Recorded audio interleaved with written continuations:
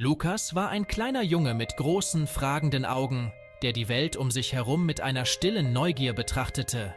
Er lebte in einer beschaulichen Nachbarschaft, wo die Tage langsam vergingen und die Geräusche des Alltags wie ein sanftes Flüstern in der Luft lagen.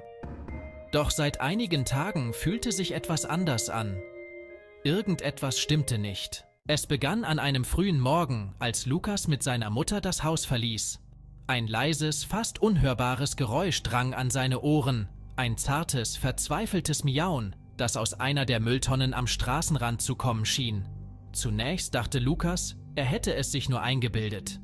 Doch mit jedem Tag, den er daran vorbeiging, wurde das Geräusch stärker, dringlicher, als würde es aus einem dunklen Abgrund rufen. Lukas erzählte seiner Mutter von den Geräuschen, doch sie tat es als Einbildung ab. »Es ist bestimmt nur ein alter Kater, der herumstreunt«, sagte sie lächelnd und fuhr ihm beruhigend durchs Haar. Aber Lukas konnte das Miauen nicht vergessen. Es verfolgte ihn in seinen Träumen, und er begann in der Nacht unruhig zu schlafen.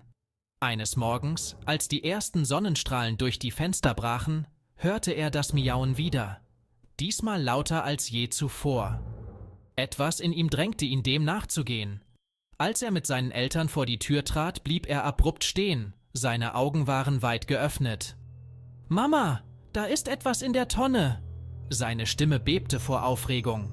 Seine Eltern blieben stehen, überrascht von der Dringlichkeit in der Stimme ihres Sohnes. Lukas rannte zu der Mülltonne. Sein Herz schlug heftig in seiner Brust.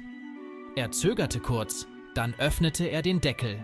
Ein widerlicher Geruch schlug ihm entgegen, aber er hielt sich die Nase zu und blickte hinein.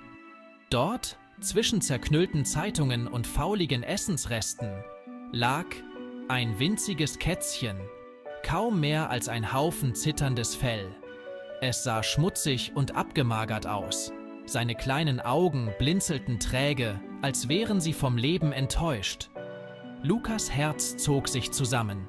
»Mama, bitte, wir müssen ihm helfen!« Seine Mutter, tief berührt von der Verzweiflung in den Augen ihres Sohnes, kniete sich neben ihn und hob das Kätzchen vorsichtig aus der Tonne. Es schmiegte sich sofort an sie, als hätte es endlich den Schutz gefunden, nachdem es so verzweifelt gesucht hatte. In diesem Moment hörten sie das dröhnende Geräusch des Müllwagens, der näher kam. Die Zeit schien stillzustehen, während sie die Gefahr erkannten, der das Kätzchen nur knapp entkommen war. Lukas' Vater rannte los und winkte den Müllmännern hektisch zu. »Stopp!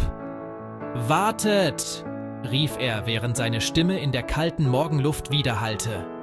Die Müllmänner hielten an, und Lukas spürte eine Welle der Erleichterung durch sich fließen. Sie hatten es geschafft.